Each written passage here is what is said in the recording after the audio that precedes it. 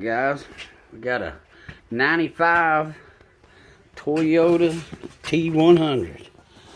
We're about to take the rear diff out of it. The pinion gear and the ring gear are bad in it. Now guys, this is the same rear end that's in a Tacoma, a 4Runner, and the T100. So this video will help you with either of those vehicles from like 1990 to probably today. Not sure if they use this rear end in the newer Tacomas, but I know in the 90s, like 1990 to at least 2000, they used this rear end. But let's get started jacking it up, getting it on jack stands, and I won't video that part, but we'll start with loosening the brakes on it. After you get it up on jack stands and get the tire off, first thing you want to do is take this rubber plug out.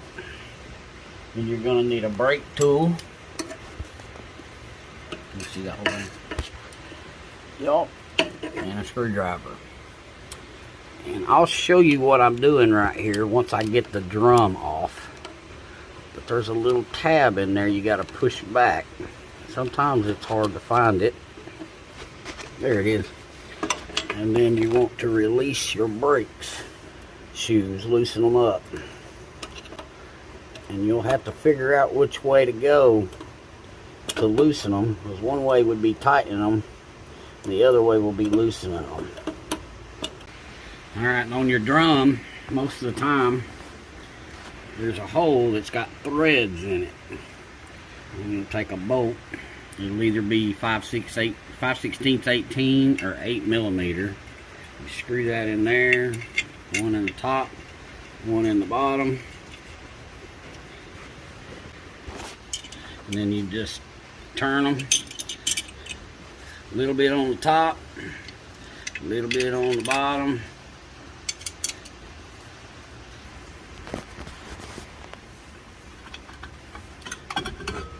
Till you get the drum off.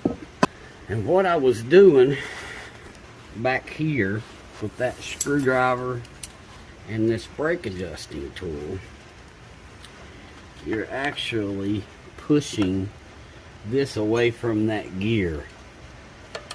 That keeps it from turning backwards to loosen. See, that won't go that way with that there to loosen the brakes. But if you push that, then you can turn this, and then you are now loosening the brakes. And that's exactly what I'm doing back there in that hole. That makes the brake pads go in that way to get them away from your drum. The thing we got to do is take your emergency brake off, and that's these two bolts right here. Push the pad back with your thumb. We'll let you get to this bolt. Break it loose. The other bolt, you have to take it loose with a wrench. You can't get the socket behind this. Not even a swivel will fit back there, but you can break it loose with a wrench.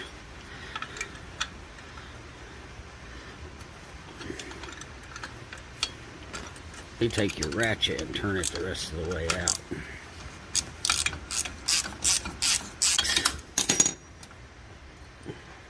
And then just unhook this out of this cable connection. I have to pull this spring off. Like that. And then just lay this assembly back here. You can take this spring out if you want, so you don't lose it. Next, you want to find the brake line that comes in from your master cylinder to the rear wheel cylinders. It Y's right here. So this will be your one coming in from the master cylinder. You want to clamp that off. This is a brake line clamp. Try not to use vice grips or needle nose or something like that. You could damage the inside of the hose. You want to take the brake line loose from the wheel cylinder. Use a 10mm line wrench. These 4 bolts loose. 1, 2, 3, 4. They're all around the axle housing. After you get them 4 bolts out, that's behind the axle, you can just pull this out. If you want to take it all the way out, there you go. Normally I would show you to check the wheel bearings, but as you can see, we already put new ones in this one, so we're good on the wheel bearings. Once you get this axle out, just repeat that same process on the passenger side. Axle number 2 out, passenger side. Alright guys, once you get your axles out, passenger side axle, driver side axle, then you need to take the rear drive shaft loose from the rear end. There's 4 bolts that hold that in. You'll need 2 14mm wrenches to get those off. Next, drain the gear oil. You need a 15/16 socket. Alright, next guys, you're ready to take your third member bolts out. There's 10 of them. It's 5 over here and 5 over there on the other side. There's the 5 on the other side. 14mm.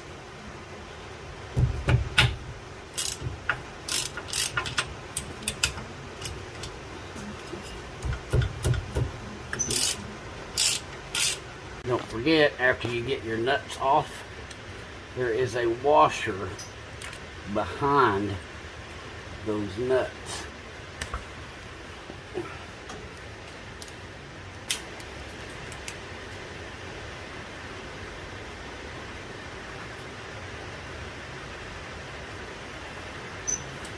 Behind each one of them nuts you took off, make sure to get that washer. Guys, after you get those nuts and washers off, you can just take a small screwdriver and put between the third member and the rear end and just work it around till you get it loose, and then slide this thing out. It's pretty heavy, so be careful. Well, I'm going to show you what's wrong with it. See right down in there, those chipped teeth. Right there. Those are your spider gears.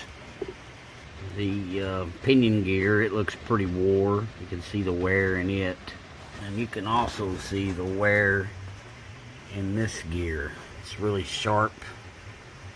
So, what we did, rather than rebuild this one, it'll cost probably about $700 to rebuild it. We got a used one that is good. See that ring gear? That looks so much better. The pinion looks so much better.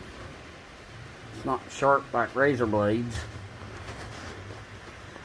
We're going to put this one in it to get him back on the road. And then in the meantime, we'll order parts to rebuild this one. So let's get to putting this one back in.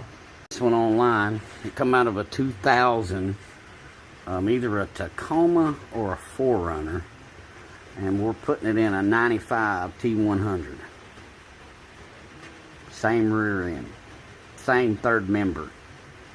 You start, make sure this surface is pretty clean, and then make sure the surface it mounts to is good and clean. Use a wire brush.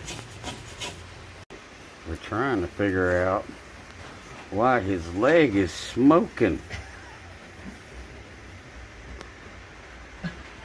What the crap? There is nothing around him, but his pants are smoking. What the crap? It's like he's on fire. That just don't make no sense at all. I don't know. I never seen somebody's legs smoke. It's not cold in here. Get your sealant on here.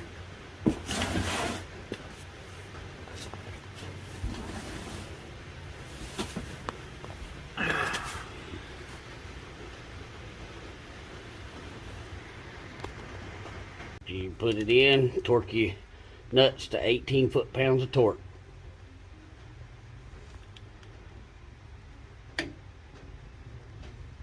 Alright, we're ready to take this thing out for a test drive. We got the axles back in, third member in, drive shaft in, tires back on it, brakes adjusted up. It's ready to test drive.